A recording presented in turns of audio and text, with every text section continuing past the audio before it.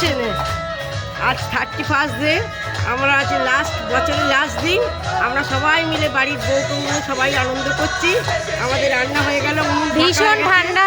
হ্যাঁ, আমাদের কচুরি হলো, লুচি হলো, এই যে আমাদের কচুরি হলো, কচুরি হয়েছে। আলুর দমটা একটু দেখিয়ে দাও।